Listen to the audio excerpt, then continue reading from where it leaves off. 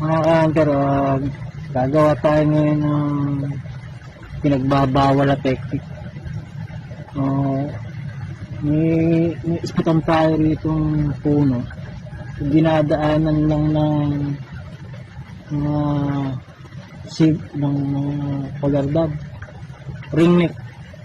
So, dinadaanan tayo, ayaw punan. So, gagamit ngayon tayo ng pinagbabawal na technique. May baon tayong ties saka alambre, so ready talaga tayo, nakaplano talaga tayong lagyan ng decoy ito.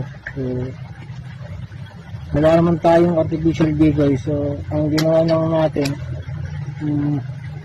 pumuli muna tayo ng isang collar dog o ringneck para gawin natin decoy.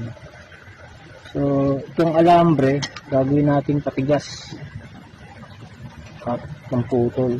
So may nagawa na tayo.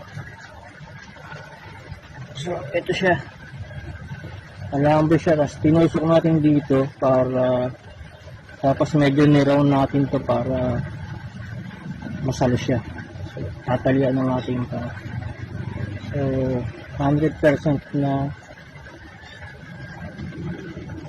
decoy na kamukhang kamukha. So, talian natin siya.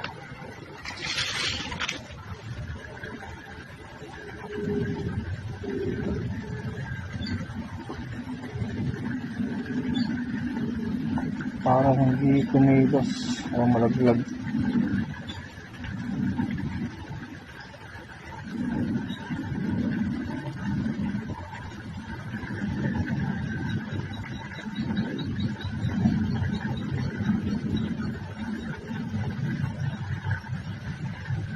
Napaka-effective na ito mga ka-hunter.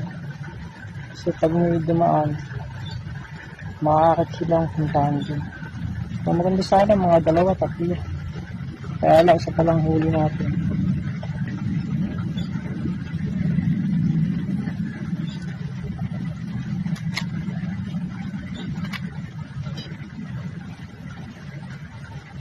So ayos na natin.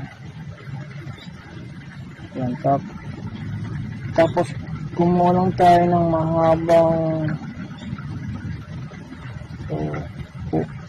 kawayan o buko, yung maliit lang, kahoy lang, itatali natin dito, tapos iakit natin dito sa puno.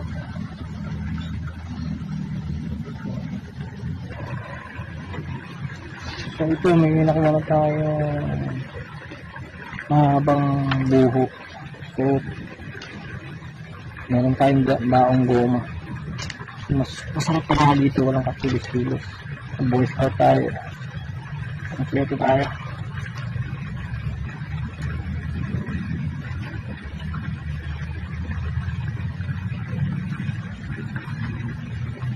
Master ang TV niya,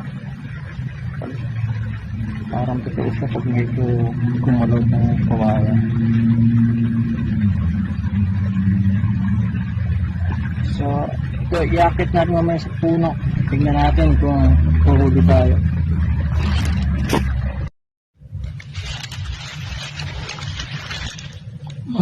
Ito yung decoy natin. So may mga humapo na kanina, kaya lang hindi ko nakuha ng camera, nag-set up pa tayo. So tingnan natin kung may babalik, kung may mahuli tayo.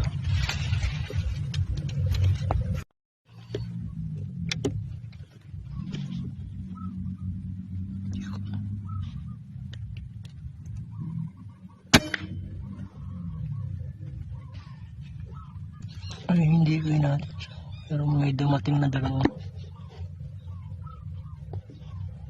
Nakatago.